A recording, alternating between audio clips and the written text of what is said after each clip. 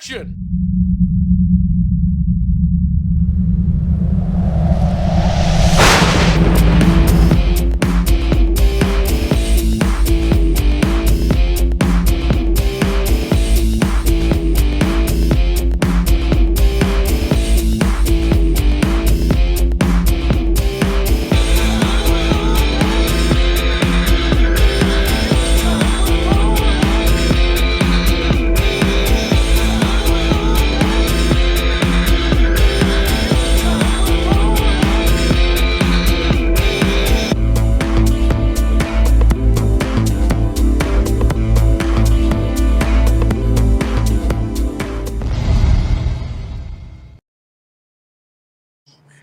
Yo, listen, every time I see my intro, I mean, hey, Tom, what do you think about the intro, bro?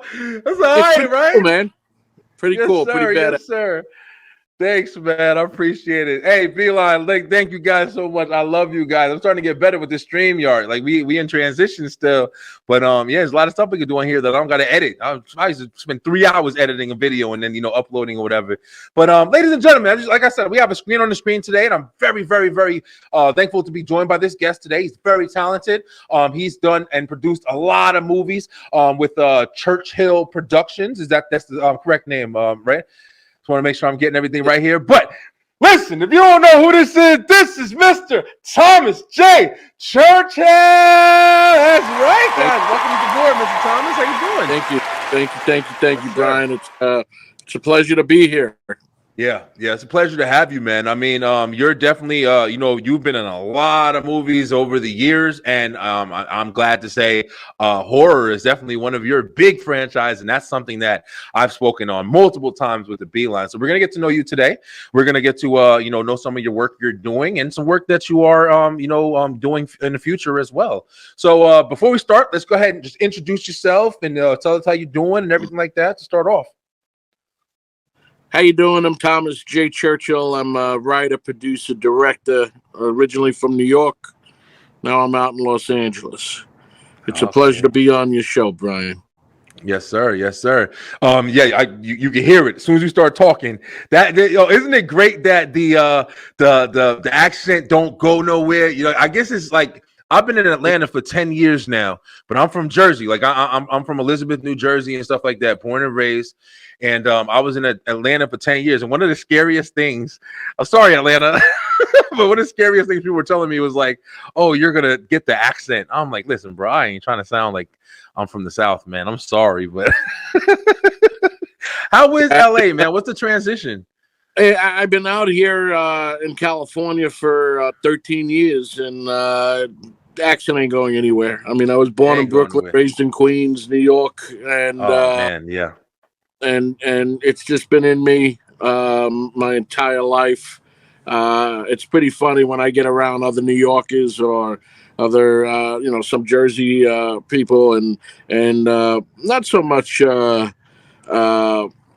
Pennsylvania and tri-state area, Connecticut. Yeah. I mean, the East Coast comes out of me pretty hard, but not like if I'm talking to another New Yorker. It's just like the accent it doesn't go away. It's man. Try to tame it a little bit, because sometimes people get intimidated by people from New York, and for real, man. From New York, people automatically think you're in that organization that doesn't exist. Yeah, tough guy and stuff. When I first moved to Georgia, it was one of the most challenging things I had to face that I wasn't even expecting at all. But either people were saying I'm talking too fast and they couldn't understand me, or just we're very confident, and it's like you don't say it like it's not on some jerk off stuff or whatever, but we're confident when we speak, man, and it's like we speak with authority, and it is hard to I can understand how it can be kind of like abrasive for people, but you hear you're Brooklyn strong, bro. So I do want to say thank you for I believe Mr. Steve Joyner was the one who hooked us up. I just want to give a shout out to him. Thank you very much for this. Steve's the man. Steve's the man, yo. Yeah, it's been I wanted to just make sure I take care of the people that take care of me. I love that too, man, because that's a big thing that we've really, like I was saying earlier, like it's a challenge doing stuff like this because in the entertainment field, it is very finicky with people sometimes. Like, sometimes you get them people who are just kind of out for themselves and, everybody's trying to reach the top or whatever. It's hard sometimes when you don't take a second and kind of acknowledge like, yo, let me help this guy. Let me give him a hand and stuff like that, because, it's easy to get lost trying to make it to the top or whatever. So I'm staying humble, trying to always make sure that everybody who's like looked out for me, if I can do anything to help anybody out, I'm always trying to play that part, bro. Because I understand what it's like to try to get something done, need assistance with it. And I understand all that. So yeah, you definitely just volumes there. One of the greatest entertainment legends of all time, Jackie Gleason, stated it best. He said, be nice to the people going up because you're going to see the same people coming right back down. So, people always say it's lonely at the top. Not unless you do the right thing and acknowledge the people that helped you put yourself there. I'm all about, I'm very humble myself. Born in Brooklyn, raised in Queens with this idea of making movies as a kid. I was an actor. I started off as an actor as a kid. And, I had this crazy dream to become a filmmaker. And at that time, during those years of my childhood, it was very hard. Nobody's done that. Nobody does that. You don't. There were tools out there for me, not like today, where everybody's phone and everybody's computer comes with iMovie and everything else, cameras. We had none of that. You wanted it, you had to go out and buy it or get it or find someone that gets it. And then I'm just grateful of the long journey that I've been on and the people that been there from the beginning. I don't forget. I may not say their names or may not see them on a regular, but they're right here, here. I don't forget the ride. That's awesome, bro. Yeah, damn, you just dropped a whole lot of knowledge right there, Tom. It's interesting that you just. I gotta remind them, right? Like I've been around. It's interesting that you say that, man, because it is something that I think we've talked about on the show quite a bit, actually. The differences between back in the day and to the now, the new age, whatever you want to call it. Technology has definitely given people opportunities that were never had before by other generations or whatever. But at the same time, it's also given a lot of people opportunities. So now, just like when you started, your hustle dictated your achievements. So basically, you and Johnny around the corner, y'all could have been similar as far as making movies, making stuff happen, and making a magic or whatever. But you might have had the extra drive to get it done, to be able to say, I can't just have a phone in my pocket. I have to go get the equipment. I have to work to get the equipment. I have to work to get this. I have to work to get people together. Maybe Johnny don't have that, but now everybody has like accessible things to get things done. If I'm making sense.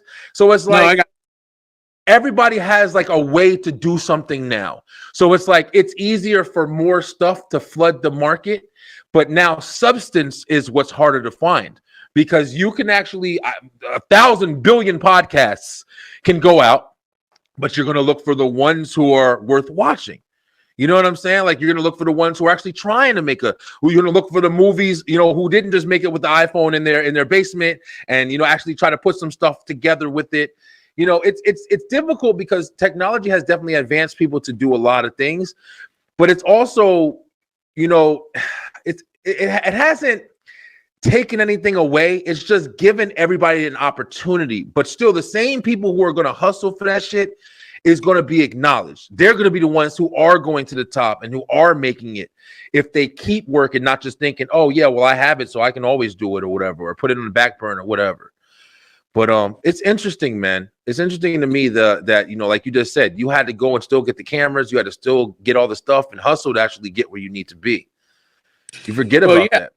I've like I said, I started as an actor at 7 years old, and I was, my parents did that whole pushed me because I wanted to do it, not because they were these parents that, you know, they wanted to live their life through their child. No, it was something that Gotcha. I Yeah. had this dream of being an actor, and they would take me to the cattle calls, to the open auditions, or yada yada yada, and there was a bunch of things we landed, and there was things that at the time I was too proud not to do. Like I had the little mustache at 13, 14, and people wanted you to get rid of it, and I was like, no, not thinking anything. I was like worried about how I live now, not Yeah. understanding the entire process. There were so many roads, Brian, that I said no to along my way that maybe I should have stopped and thought more and said, you know what? They're right. But I was proud to try to do things on my own. And it took me a long time. I'm not going to lie. At 17 years old, I convinced my dad to buy me a video camera out of the blue. And back then, video cameras were pretty damn expensive. Yeah, really. And big. And Yeah, yeah, and big. and I convinced him to buy me one because I wanted to make my own movie. And to make my own movie, to showcase me as an actor. But during that time, that journey of getting that camera and securing that camera, something changed in me. I fell in love with the producing, with the directing, with the writing, to make something, create and bring to life. And as an actor, yes, being the actor in the film, Yeah. but I was mainly doing it to showcase my talents as an actor. But oh my God, I completely fell in love with what is happening in Yeah. in that moment, in that process. And that was the beginning of my career. Here I was thinking, oh, I'm going to be an actor, I'm going to do this. And I made a bunch of movies. I call them neighborhood films as a kid, showcase my acting. But overall, it was my school. I was teaching myself stuff. I was teaching Crazy, man. myself, Yeah. how to edit, how to direct, how to, point and shoot, and how to tell a story. And the cool thing about it, at the end of the day, it taught me what I liked in this business and what I didn't like in this business. And it taught me how to save money instead of, I don't need to go buy a camera to shoot a Yeah. movie. Hire the guy that wants to do that, wants to be a Mm. cinematographer, because that's the guy who's always going to keep that camera up to date and make sure he's Yeah. got That's all his the job. bells. Yeah. That's his job. Yeah. So I didn't have to invest in a camera anymore. I didn't have to invest in sound and lighting. You find the people that are into that and passionate as you are telling a story. So Yeah. that's truly where my education came from, was the business aspect of the business. Because yes, everybody wants to see a movie and everybody loves movies, but it's a business. It's a It is. business to stand. What's going to be next? What's going to be good? How are people going to like this? How you know? Like when you hear people, zombie movies are dead, or horror movies. What? Well, people say, Yeah, I heard that shit.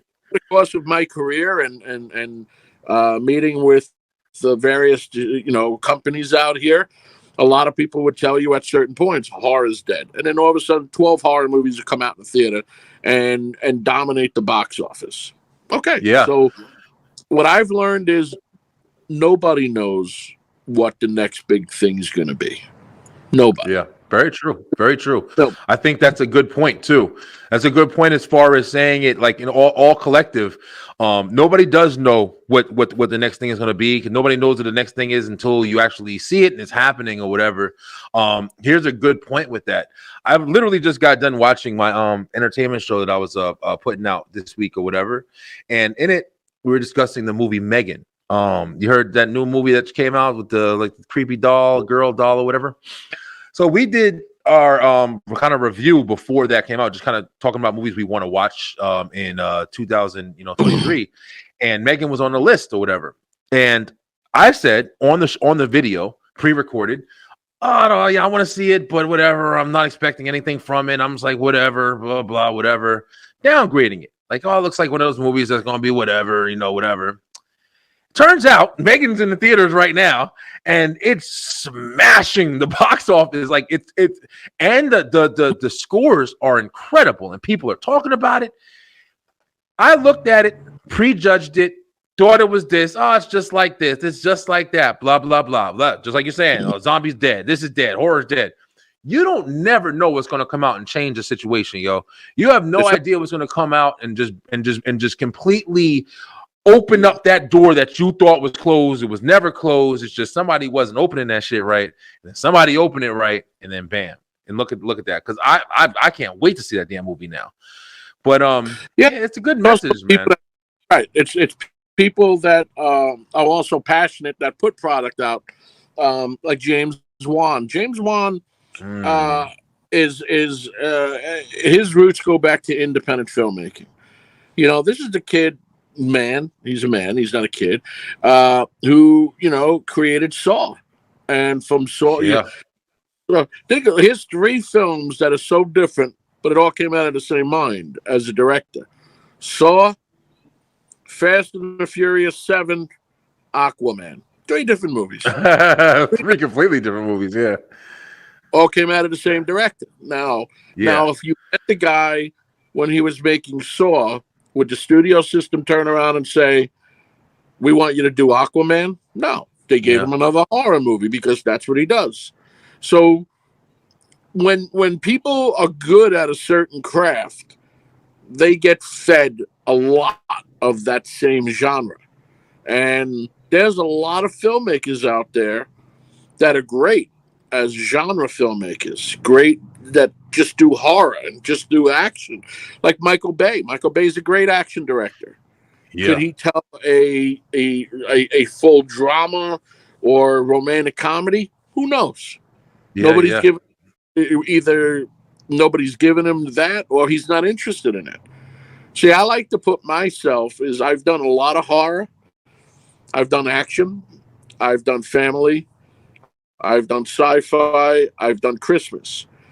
I like to put myself as I'm a storyteller. I like to tell different genres, different when I feel like, like doing this movie. Let me do this. Let me go do that. Let me do,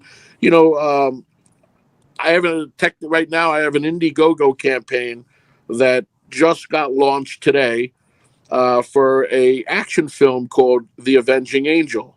So if any of your, audience out there, when they're listening to this, they can go want to help me contribute with Indiegogo. It's crowdfunding. There's a lot of great perks from people that, don't have money to people that have money. But we get perks back. We give you, something back for doing so. It's easy to get to. It's just Indiegogo.com. And then I believe it's the Avenging Angel movie. So it's very easy to find. Go on all my social media. And we'll leave a nice description here. Beeline, you know how we do. We'll leave it right here on the things. Y'all be looking at it the whole time while we're talking. Make sure that you guys go and fund and for sure. All about the one reason why I wanted to go an Indiegogo campaign with this particular movie is because I've done in the last 10 movies I've done were horror films. And I did a drama because a drama and a Christmas movie during a break of doing the horror. And I don't mind. I love the business. I love the genre. I love horror. I love action. I love thrillers. But I also want to do other things as an artist. And I felt to get this movie off the ground and to do it the way I envisioned it when I wrote the script, I had to go old school. Is do it yourself. And so I've my producing partner Alexander Zorich Hunt and I decided to let's try something different and let's try and do this Indiegogo campaign, and we're excited about it. Never did it before, so it's my very first Indiegogo campaign. And I'll be honest with you, if it's a success and everything is great with it, I'll do another one. I'll do another project, the personal project that I really want to do, and bring the audience involved with me, because that's what I'm offering for people to Yeah. join me and be part of. Thomas, I wanted to ask real quick, just to clarify, exactly what is an Indiegogo? Because I've actually never heard of that before. So Indiegogo.com is a crowdfunding platform, which means the audience helps contribute to your budget. Okay, gotcha. Okay, that's what I thought. Movies cost studio Money. movies cost a lot of money. Independent films can cost as high as studio film money, but what we're using this money for is basically, I have this plan that I want to see this movie theatrical. It's a throwback. It's an action thriller to some of the action movies that you don't really see anymore. But it has a great message. It's violent as hell. So horror fans would do it. People can contribute anywhere from $11 to a couple of $100,000 if they want. They can go. Exactly. There's a section after you go in and read everything. We got little squares that has perks. The perk is basically, you contribute this, I'm going to give you this. So you give me $100. In return, I'm giving you this. So every perk has something that I'm going to give you back. Gotcha. I think the tax write-off, I am not sure, but a lot of people do it with credit card. I wish I had the cash, but I got a credit card. You can use that. So it helps the artist achieve their goal, and in return, the fans, the family, the friends that are all out there spreading the word about this Indiegogo campaign for the Avenging Angel, they get something in return. They could be in the movie. They could be part of the movie. In fact, Brian, this is funny. We have a whole section of our movie is about podcasting. It's an action film. Wrestling. There's wrestling in it. It's a vigilante movie. Listen, this is me right here. This is me, right? You see my wall, right? There's this the is me right here. Element. One of my perks is I am looking for. I believe we have a slot for 20 or 30-second pod shows that, if you guys, if podcasters or whatever, go to my Indiegogo and click onto that, it's a contribution to you're giving money, but in return, you're going to be in the film for 30 seconds talking about a topic that I'm going to give you, but it'll be all about your company. So your business, the Beeline entertainment, would be showcased in my film. Like all of a sudden during a scene, we'll cut to a podcaster who is actually discussing the story, part of the story that's happening in my film. That's awesome. Yo, to just speak on that, that's an incredible idea. First off, and listen, I'm over here on Indiegogo right now, so I'm looking it up as we're talking about it. But I was actually, one of the opportunities I had, doing the show and everything like that, I actually was on a movie.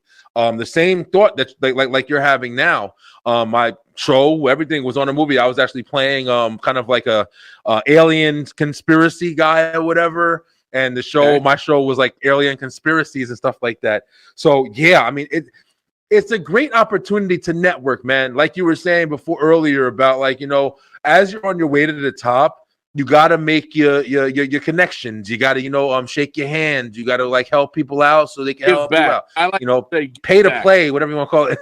Well, give back. Yeah. I also like to give back because as my career is accelerating and going up further, I don't know if I would ever have this opportunity to do something like this again. So I'm trying to give back to the fans, the family, the friends, and everybody else that's out there trying, whether it's a podcaster, an actor, a director, a writer.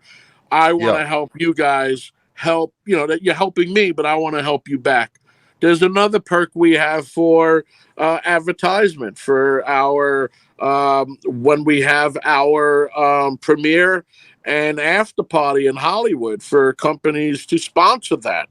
There's also another perk where if you want your music or song or a logo, a brand, a something that people work hard on, clothing or whatever, we can showcase this in the film. There's a perk for that.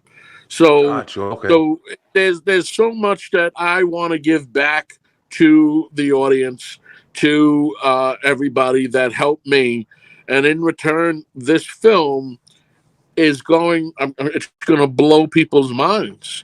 It's I'm ready. absolutely going to blow people's minds, and I'm so excited and about this film. I've been excited That's about awesome. movies before, but Yeah. not as excited about this one. I mean, it's just been it's something different, and it's bringing me back to my old true street cred indie roots of making a movie, and that's what's exciting about it. That's awesome too, man. And congratulations, bro. Like definitely for all your success, everything that you've been doing. I also like hearing, the passion. You got passion for it, man. And it's always exciting to talk to somebody who's like, not only living out their dream, but like continuing to live out their dream. You know what I'm saying? You're not stopping. You're not like, oh, I made it. I made a movie. Let me just make another one. You're continuing the process. So much respect for you in that aspect as well. Here's the thing. Once you lose passion in what you truly love, then pack it up. Yeah, man. You might as well.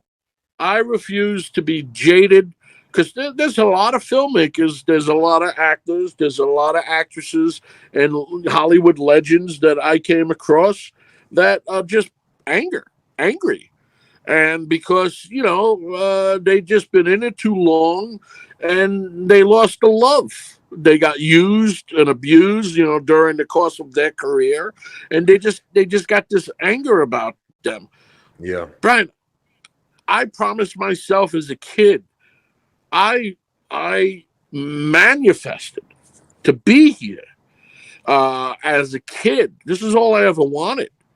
Yeah. And if it's not that I'm enjoying it, I would have packed it in. I would have packed it in at 17 when I made my first movie and said, this shit is too hard. Yeah, man. But excuse my language. But, no, you're good. But it's discipline. It's staying focused. It's not running away when you have issues or problems. And it is being a leader. If you're going to be a director, you have to be a good leader. You have to, even if there's things going on in your head, like, oh my gosh, how am I going to do this or whatever, you don't let anybody, because the minute somebody sees you out of your element, that's it. You lost control of your crew, your cast, and all. I've been prepared. I've been making movies since I'm 17 years old. Yeah, it's a long time, man. And I'm not done yet. I want to keep going. My goal in life is to keep making movies until I'm ready to be laid to rest. Killing Clint Eastwood, age like 90 in my 90s or whatever. And, And the cool thing is, somebody asked me once, "What do you want out of this business?" I want awards. I mean, as you can see behind me, well, over there. Yeah, I was looking at it, peeping over there. I want more. I want awards, and I want other filmmakers in film school to dissect my work as I keep going. Somebody said, "Well, what did you think Churchill thought when he was making this film?" Because every movie, there's an art to it, even though it could be cheesy looking, something wrong, but there's a reason why it's like that. There's a reason why it is bloody. There was a reason why there was a giant creature.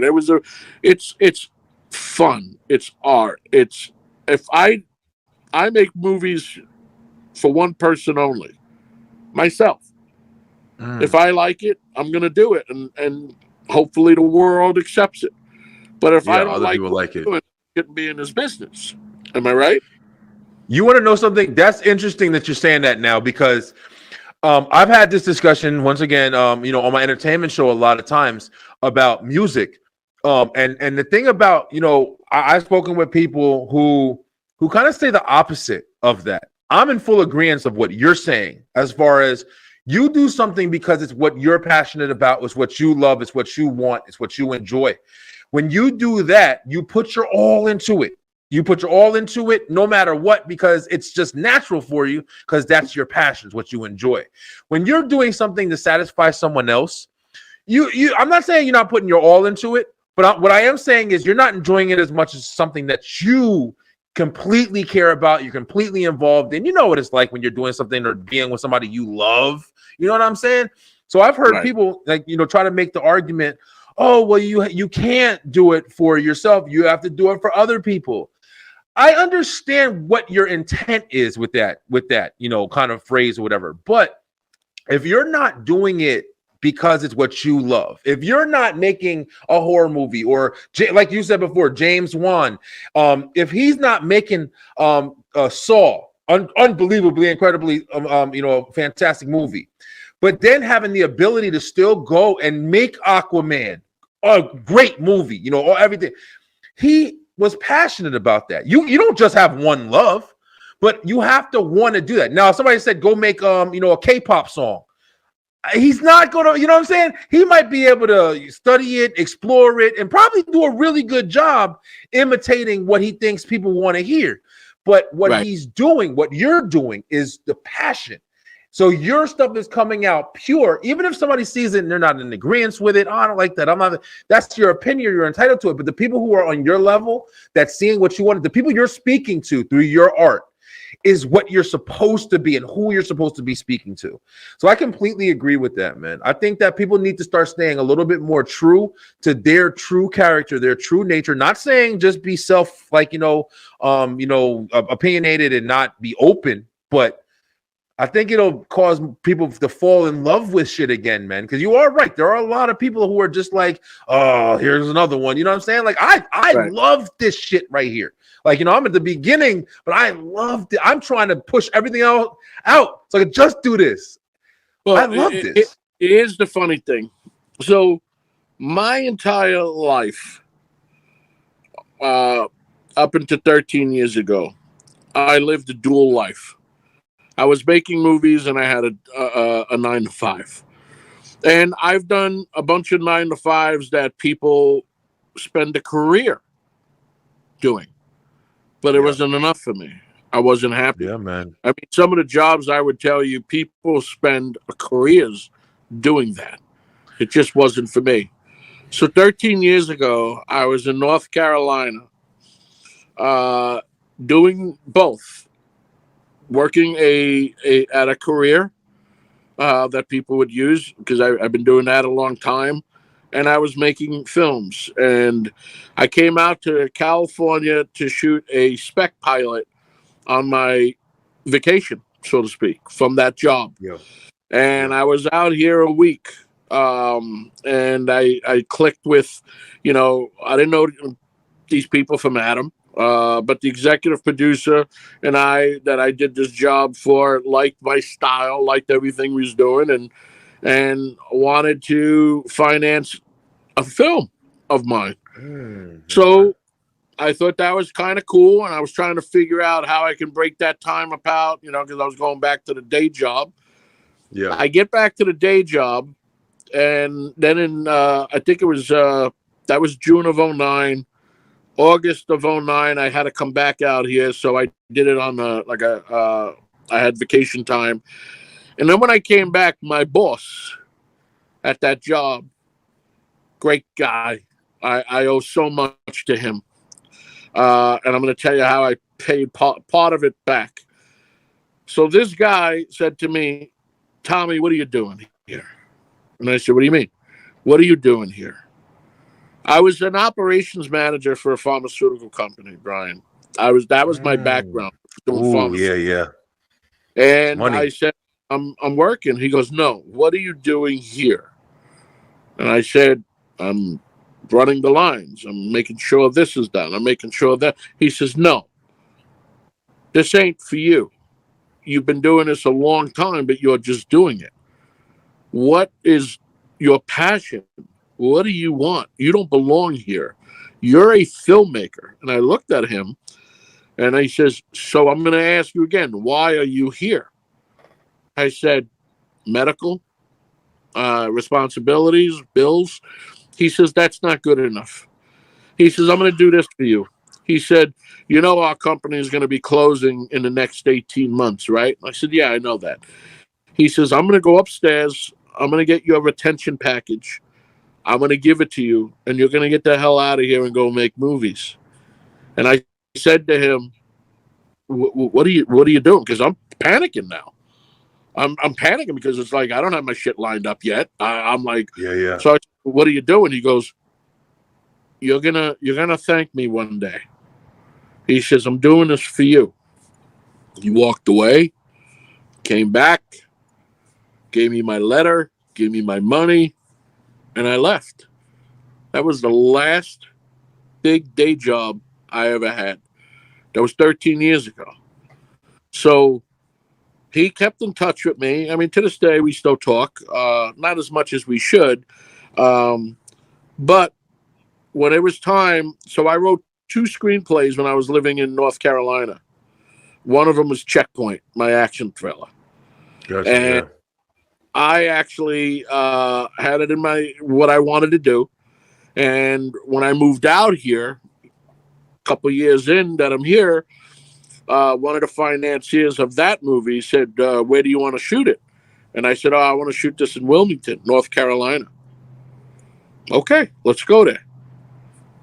I went back to my old boss and I said, we'd like to shoot a movie on your land. And he looked at me, he's like, what? I brought all these big names and gave memories to his kids because they were fans of Goldberg. from Friday the 13th. They're big fans of his. Oh, yeah, he's in that too. Big fans of Goldberg, the wrestler. They were fans of him. And we spent 2 weeks blowing up his farm. When you watch the movie Checkpoint, the farm and everything where Fred Williamson, who had his house in the movie, that was my boss's house. That was my boss's land. That was my So I returned the favor in a weird way, but still, I still owe him a lot from what he did for me. But that's incredible, just man. One of the things about where you are in a your own world as a person, and you end up running that what do you call it, the hamster wheel. And a lot of people get stuck on that hamster wheel and don't understand how to jump off it to fulfill who they are. And I tell you, Brian, in my life, and I look back at it, there's been a lot of stress. There's been a lot of relationships lost, broken. I missed funerals. I missed weddings. I missed parties. I missed birth because I was always trying to stay focused and follow what was inside of me as what I'm doing now. And the path went like this my whole life, but finally, and I say it was God. God told this man to come over to me, and I'm a strong believer in God and Jesus and the Holy Spirit.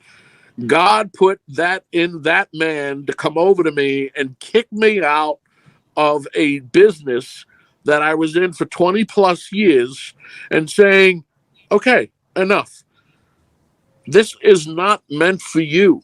You are meant to go do other things. I'm grateful I'm out here 13 years. I've been blessed with all the opportunities I have. Am I Spielberg? Not yet. But I'll tell you one thing. I am not the same guy I was 13 years ago running a pharmaceutical company and making movies. I am blessed that at night I go to sleep, I wake up, I'm still doing what I do, and God granted that for me, and God blessed me through my boss, and I'll never forget that ever, ever. And if I can help what I just said to somebody in your audience, uh, here's the thing: what I've learned also is your goals and your life of what you really want to do, you can't truly have unless you let go of the safety net. I had a safety net. I had a safety net for a very long time. And doing things, it worked, but it didn't work until you let go and you gave it all pretty much to fate, to God, to the universe, whatever you want to say. To me, universe is God. And let go. Of course, you're going to fall. You're going to hit the bottom, but you get up, dust yourself off, and you stay focused. You stay focused on what your passion, what your destination is, what your love is, and that voice. Most of all, that voice inside of you, listen to it. That voice can, there I am. Sorry, somebody just tried to text me. But Yo, that voice, listen, I think that God might have just did that right there. I'm telling you right now, yo, Tom. Whew, man, yo, listen. You're talking about a person in the audience, man. I'm telling you right now, yo, you almost brought me to tears, man. I ain't gonna lie, I ain't never been hit like that on my show before, man. I'm telling you right now, like literally everything that you're saying, bro, everything that you're saying is like exactly what I'm living in my life right now, man. I'm like, I finally, it's weird, like, yo, I'm like, I've never been hit like this before in my fucking show. Everything is difficult, man, because it's hard to like really like care as much as you can for something, like, and you don't even know what it is, because it's like it is difficult to try to live a life and still maintain your passion. Because just like you said previously, like you were in a career, like, you know what I mean, like you were in a career, and you feel comfortable because you got to feed your family, you got to do this, you got to do that, but it's easy to get lost and forget, or think that you can't have time, or think that you can't make time, or think that's that, right. and then time fucking runs out on you. And to miss out on opportunities that you could have taken advantage of, and maybe you realize later. I'm sorry to go, but like I've been realizing, like, you know, I've been doing a lot to try to position myself where I'm trying to be in my life at this point, man. And these last few years have been hell and crazy, and but also unbelievably rewarding for just even speaking with you right now and just hearing like this, right? Like the passion is like a whole nother level that I've never had before for anything I've done in my life, yo. And Well, it's just crazy hearing you say that stuff, man. well, listen, we're here for a reason. And the key element to everything is value. What is value? What is value? Yeah, of course, everybody wants money, but Yeah. what is the one thing that you don't realize the value until it's gone? You know what that thing is? Yeah. Time. Your time. Oh People's man, time. it's crazy. Because yes, you can have the biggest mansion in the world. You can have all the money. You can have everything, all the toys. But if you don't, and when you say, I don't have time for that, I don't have time for that, I don't have time for that, or people, or I gotta go, I got no time, I got no time, I got no.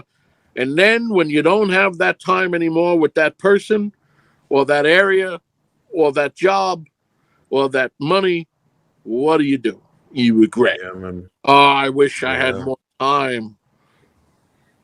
Life is funny. Life Yeah, is man. funny. I mean, look, here I'm building what I think is going to be for me, like my little empire. But all I'm doing is I realize it's now for me. It is a little bit, but it's for everybody else behind me. It's Yeah. my Yep. son. It's everybody else. It's whoever's dispassionate. I'm creating the blueprint of Yes. what to Shit is do, blowing my mind right now, yo. and Even the words that you're using are exactly the words that I've been using these last 2 years in what I've been doing with this. I mean, empire, blueprint, everything you're saying. That's how, like you just said, God, man. I'm trying to tell you, like, I pay attention, man. I really pay attention when stuff is happening. Just like you're just telling me that story with your boss speaking to you. Like right now, I feel like you speaking to me. Like you don't even understand. Like the last couple of days with everything, talking with everybody recently. This is such an unreal experience right now. great. There we go. Okay, something happened. Yeah. Listen, man. Like you said, maybe it was getting too real in here. Yo, listen, Tom, I gotta give it to you, man. I've done this show for 3 years now. Nobody has ever made me almost cry in this bitch, yo. My girl can almost not make me. Woo, Well, that was rough for me. Man, that was crazy. I take that as a good thing. Thank you. Oh yeah, man. You were sitting that story you were telling, man. And like I said, literally the words that you were using. Literally just down to the conversation I just had a minute ago. I'm trying so hard to give my life to what I would like to give it to for my kids, for just an example, even just like to show. I've been in entertainment my whole life, man, from music to this and that. And like you said, I was passionate. I was write stories about me and the neighborhood kids in my area. I've always been doing stuff like this, man. But I've never allowed myself to just completely give myself into it. I've always thought of it as like, I wish I could. Like it was a distant dream. And this has been the closest I've ever been. Like, wait a minute, I can actually make this my career, like for real. It's never been a reality. And then just hearing you say stuff and like the understanding of the balance where you're trying to say, yeah, but I need money, the safety net, like you said. But still, you also got to let that shit go and just be confident that you're going to work hard to build. You can fail, but that's why you have to bust your ass. Yeah, listen, man. It's not easy. If it was easy, everybody would be doing it. That's why. What's the craziest thing, Brian, is I look on Facebook and I see people I grew up with, people I knew from my neighborhood, and people that I just came in contact with. And everybody looks so worn out, so old or whatever, like just life beat the crap out of them.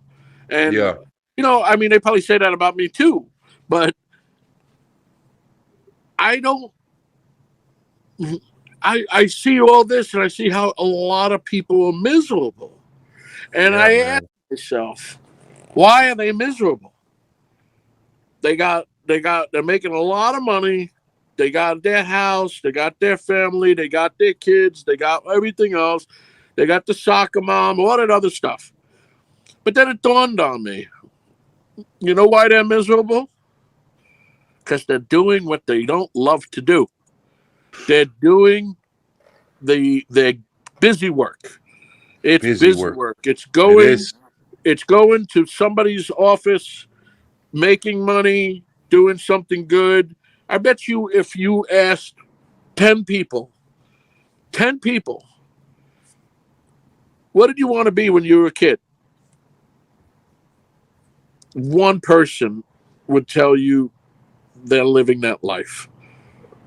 One. I think that's being generous. I think you can ask 30 people and you might get one person saying they're doing exactly what they wanted to do. Even if it's not just from a kid. I mean, I think like you said, man, you get into this place of complaints. Let me kind of say this too, man. One of the craziest things, like I recently, had kind of like a health scare thing or whatever with my health, and it was the first thing I ever had to face with health. I was always like, I'm indestructible. I'm fucking Batman. I don't care. Like, but are you okay? Kind of a health scare. Yeah, I'm good. I'm good. I'm great. God bless. God bless. I got to lose some weight for sure, but I'm definitely. Don't we all? Yeah. But I had a health scare, and I kind of allowed that to kind of place me into an understanding of how I want to kind of have control of my life, man. Like you said, time is away from nobody, and we all have a certain amount of time. Who knows how long it is? So you have to take advantage of the things that you're doing, and that's where, like you were stating, man. I don't want to. You put so much time into your job what you do for a living to make money to provide for your life, whether it be your family, whether it be by yourself, whatever. You have to go to work to do that. You have to get money. It's the only way you get money. Ain't no other way unless you invent some shit. But if you're just at a place where you spend so much of your time, more time than you do anything else in life, for the most part, for most people, you go to work 8 hours, miserable. But what? Right. Of course, you have. I had a damn job where I was working a cable job. I was working 6 days a week. I used to have to wake up at 5:30 in the morning, go to the warehouse, get my shit, and my first job was at 8 a.m. in the morning.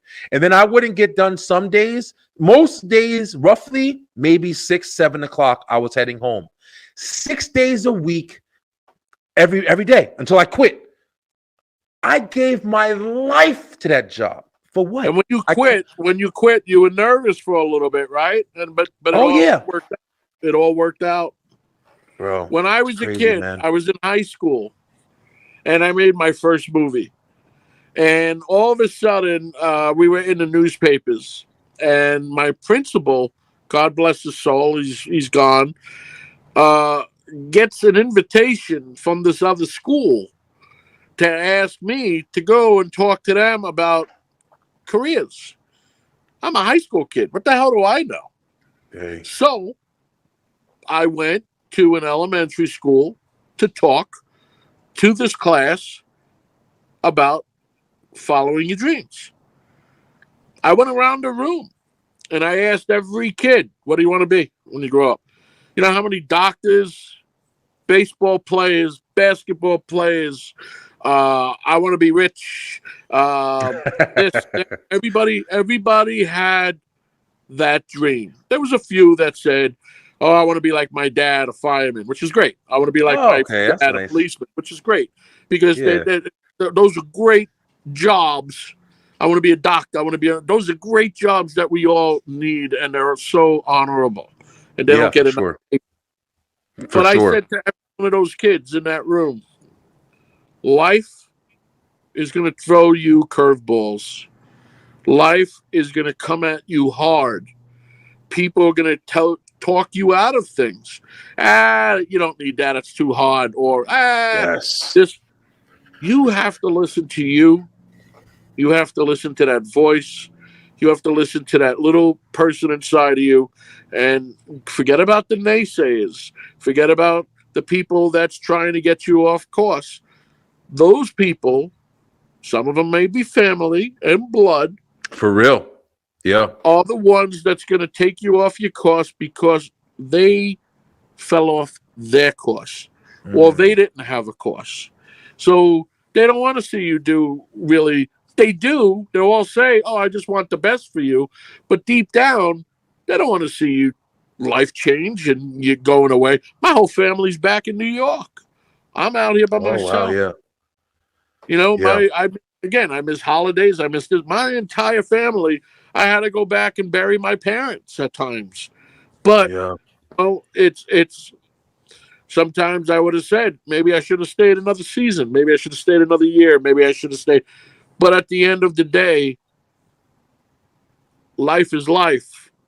God's still going to take them, and I still need to do what I need to do. Yeah. So if I'm not doing what I need to do, I'm just going to be miserable. God's still going to take your loved ones because that's the cycle of life. But at the end of the day, I rather say, you know what? I gave this one hell of a ride. Yes. I did everything I wanted to do. Yes, I didn't make all the Spielberg money, but I got movies out there. People know who I am. You could Google me. My name comes up with everything I've done. So if God right here. Right, if God takes me tonight, which I hope He doesn't, that I have no regrets on not being miserable. So at the end of the day, when you lay in bed, you close your eyes, I thank Him every night, and you're doing what you love to do. Yeah. Much power to you, Tom. Well, thank you, but see, I look at it as making films, making art, yes, it's my thing that I love doing, but it's also for everybody out there because people need to escape.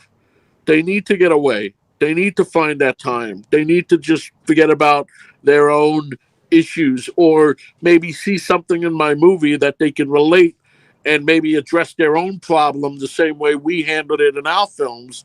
You Yeah. know, so Yeah. my films, I look at it as I want to give back. I want to teach. I want to spread the word. I want families to understand how it was to have dinner with each other as opposed to one person's in one room, one person's in the other room, and then one's on their phone, one's on their laptop, one's eating Yep. at the TV. Sit at the table for 30 minutes. Life is too short.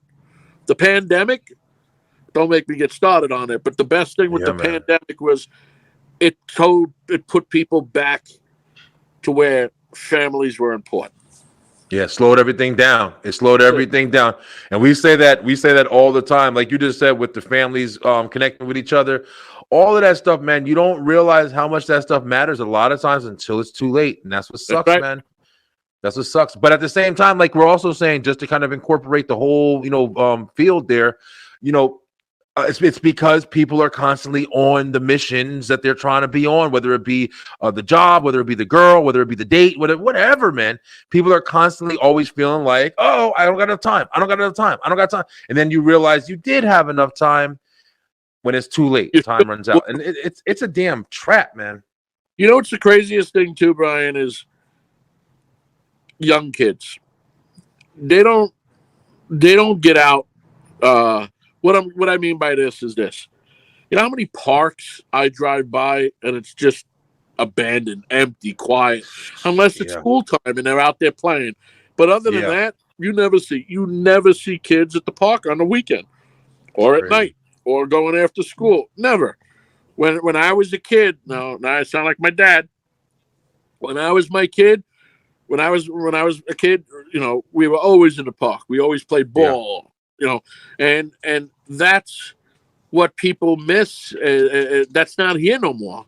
The Yeah. physical bonding of friends, as opposed to bonding with somebody in another state because you met them on Facebook. Call But of Duty and shit. you can't go out and throw a ball with them and play catch or go Yeah. shoot hoops or go play hockey or go swimming or go talk or go to a movie. It's not that's dead. That doesn't happen anymore. Yeah. At least, And is more the minority now because everybody, like you're saying, people literally. I mean, even my kids. I mean, we just started this thing. Me and my girl, we're waking up every weekend, and we get up with the kids and we go to the park. It's like you're just saying right now for the same reasons because we've been in the house. I've literally since the COVID shit. I'm not gonna lie. I've been in the house. I haven't been doing anything, man. I've been even like not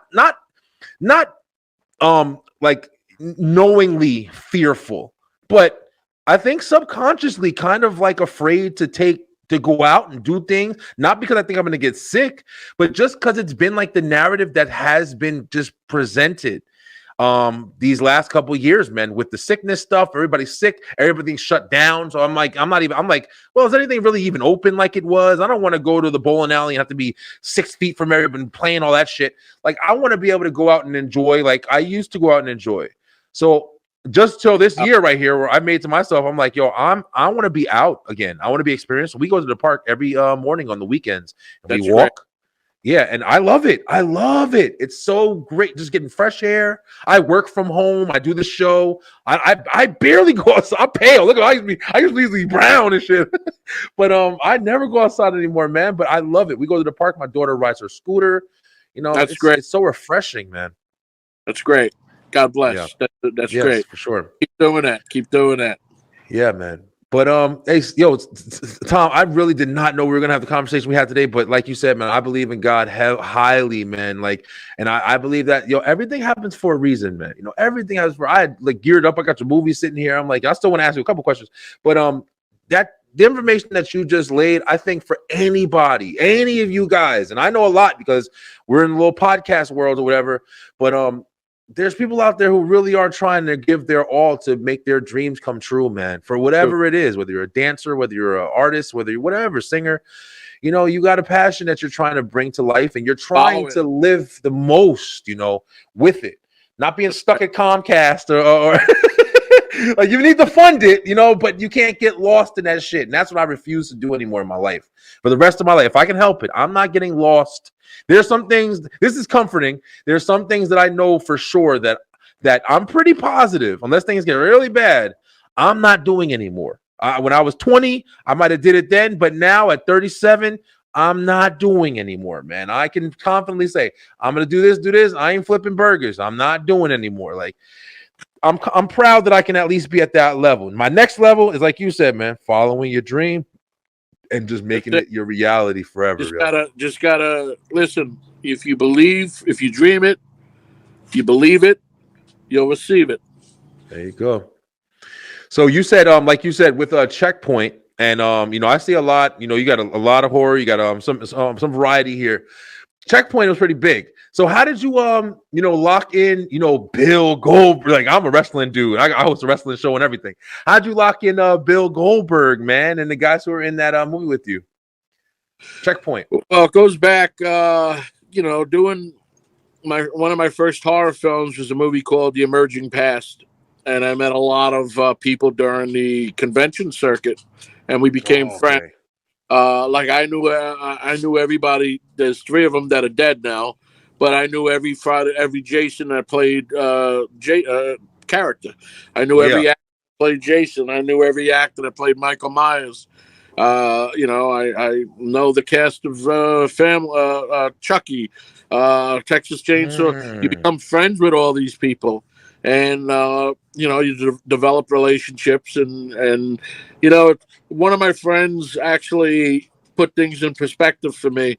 I was doing a convention in Pennsylvania for I can't remember. It was just some little convention, and a lot of people didn't show up for this convention, but all the celebrities.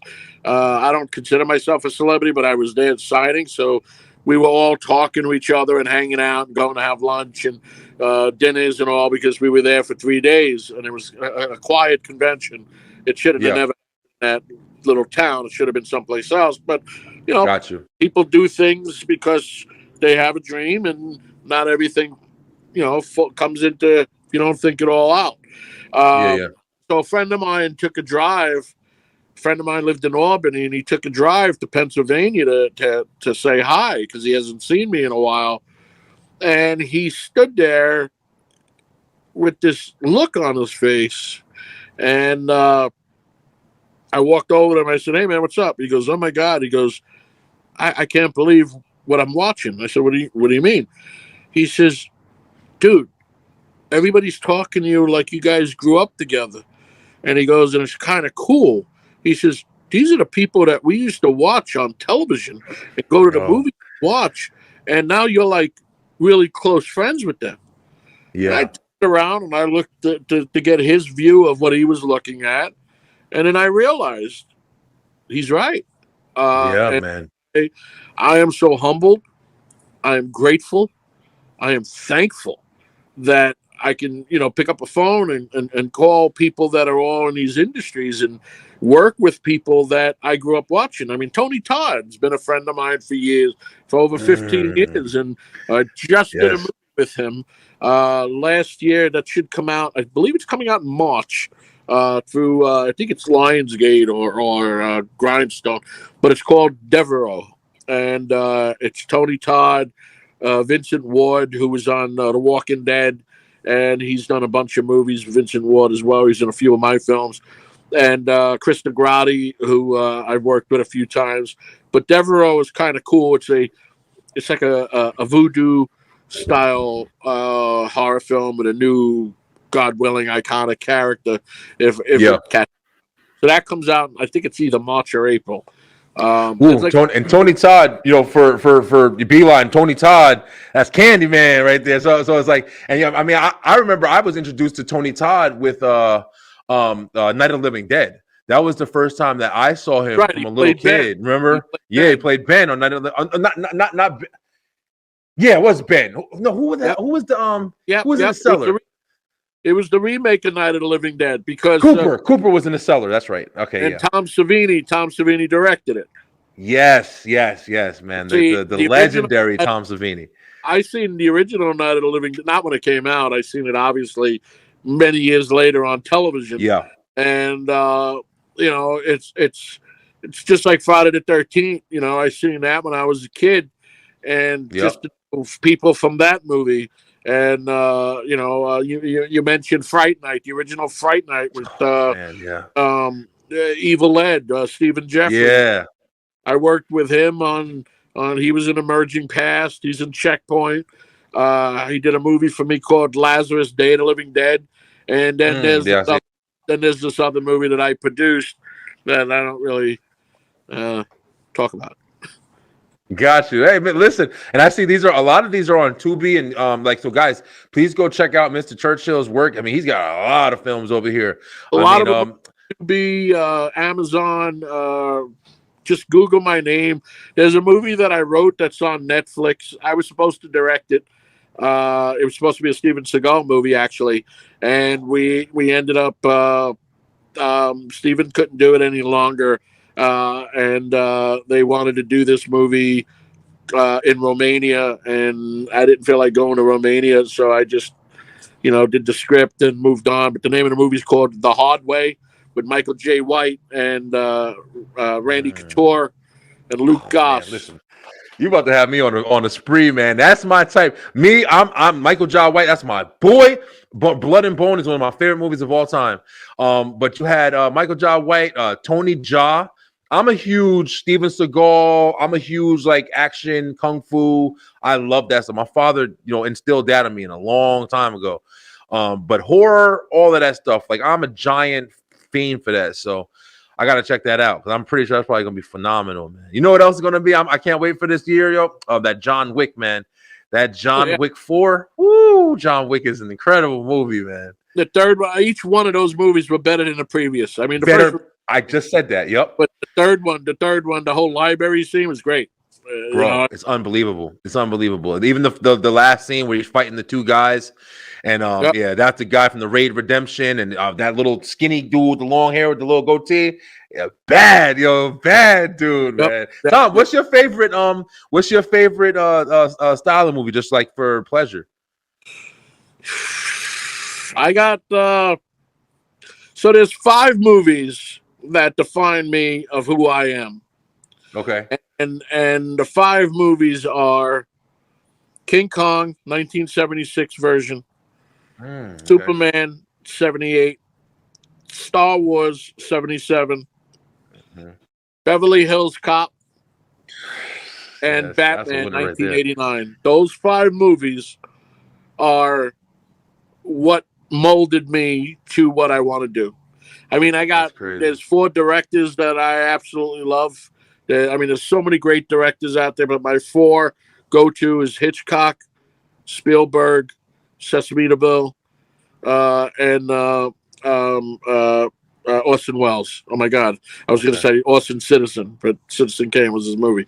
But those 4 directors are the ones that pretty much molded me to crafted me in storytelling.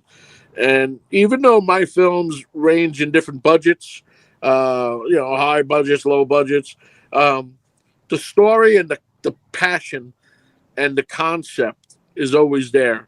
The characters, from a movie called Big Freaking Rat, which is doing great in Europe, it's supposed to be coming out here soon, to Checkpoint. It's like opposite ends of the spectrum, but yet when you watch those movies, there's a lot of values that you'll see that is recurring in all my films, which is family. Gotcha. Listen, and when it was interesting, like you just said before about the guy taking a step back and look at this is amazing. While you were at that convention, I feel that even right now, man, I feel like because I'm about to go upstairs, I know my girl's going to be asleep, and I'm going to put on Tubi and I'm going to check out. I want to watch a bunch of your movies now. Now that I spoke with you, I see it, and it's like I got inside, intellect. But there's 3 horror movies that I kind of like a lot. One is called Lazarus: Day of the Living Dead. It's a black and white go back what if prequel to Night of the Living Dead.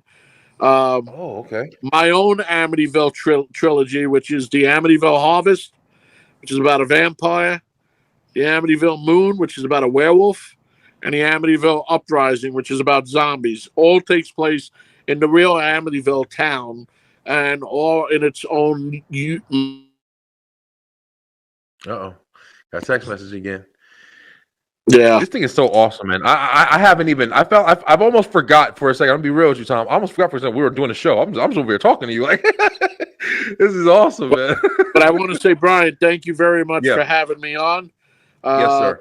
And like once it's finished and all, let me know, and I'll post Yeah. it and push it everywhere that I have. Please do, man. Hey, Beeline, Thomas, thank you for coming on, man. Thank you for the unbelievable inspiration that you really provided with this episode. I mean, I wasn't even ready for it. You moved me. I'm not gonna lie, you moved me, man. So much success to you, brother. I mean, anytime you want, anything you got going on, I would love to have you back on, even just to talk about different movies and stuff. Thank you. Thank you. And also just let the audience know, Indiegogo campaign is live for the movie, the Avenging Angel movie, which is my film. It's an action thriller. Come on board, help us out, contribute. There's perks that I'm giving back. There's prices there that from $11 to a couple of $100,000, no matter what you guys want to do, it's there. And I just want to say thank you again for going there. And Brian, thank you very much for having me on. And Always. God bless. Happy New Year, and let's talk soon. Yes, sir. Yes, sir. Hey, Beeline, we love you guys. Stay true, stay positive, pay attention, and please follow your dreams, yo. Holla at you guys.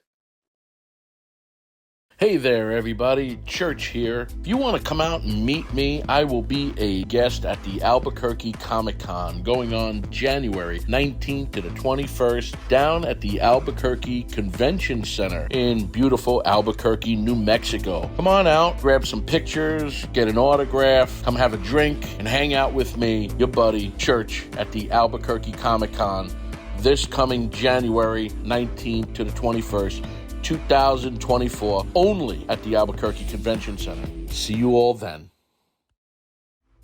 I want to introduce you all to a new sponsor of Church's Hollywood Moments, Slotto Cash. Slotto Cash is an online casino with fun slots to play. Scan the QR code here, open an account, use code SLOTTO16 for 116% instant deposit bonus for all new players and 116 free spins on their lucky six. They do require a minimum deposit of $25 and have different terms and conditions listed on their website. Slotto Cash celebrated their 16th anniversary. We are growing here at Church's Hollywood Moments and getting interest from new companies for sponsorships all around the world.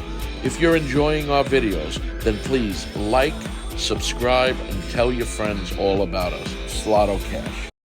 Come visit our swag store, Church's Hollywood Moments swag store, as well as Churchill Productions swag store. Come visit us, churchillproductions.com. That's a wrap. Grenade! 3, 2, 1, boom!